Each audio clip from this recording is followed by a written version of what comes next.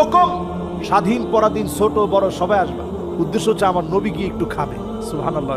নবীজি যখন খাওয়া শুরু করছেন, পাদ্রী তাকায় আস, অন্য সবার মতো নবীজি খায় না।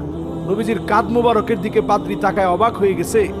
নবীজির কাঁধের মাঝখানে কাযিরনিল হাজালা, কবুতরের ডিমের মতো খতমে নবুয়তের একটা সিলমোহর লাগানো ছিল।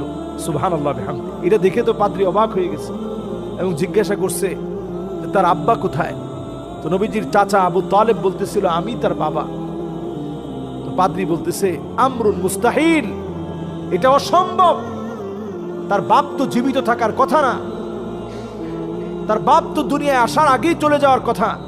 আমরুন মুস্তাহিল, এটা অসম্ভব বিষয় যে তার বাপ দুনিয়ায় বেঁচে থাকবে।